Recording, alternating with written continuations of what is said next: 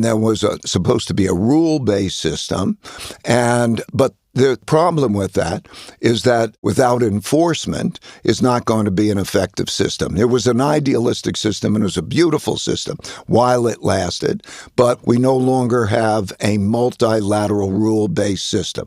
We have what existed prior to 1945 through most of history, and now you're going to have geopolitical disagreements, such as even what is existing with Iran. How are those disagreements resolved? You don't take it to the world court and get a verdict and get it enforced. It's power that rules. Right. But even just on that point, even at the height of what we think of as the rules-based international order, first, for most of that history, the U.S. was in conflict with the Soviet Union, right? That's right. There was an ongoing Cold War. So it was a relatively narrow window of just that system existing independent of great power conflict. And even then, right, American power was in the end, sort of the decisive force. Of course, right. Because the Soviets did not have real power. They had military power. But at the end of World War II, the United States had 80% of the world's money. It had half the world's GDP, and it also had the dominant military power.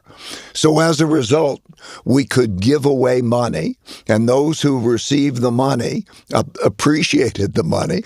And then they had the Soviet system, which was a very limited part and financially almost broke or certainly insignificant.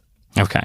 So the military balance of power was real, but the financial balance of power just put America in charge. That's basically. right. And fortunately, when there was mutually assured destruction, we didn't use that military power. Although I remember when the Cuban Missile Crisis, as a kid, I watched, and we didn't know whether there would be, a nuclear exchange, but they never came to that.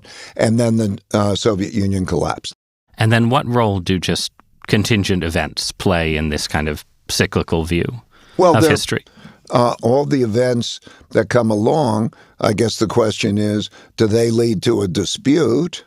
And how is the dispute resolved in a world where there's not the court system that you go to resolve it, either domestically or internationally?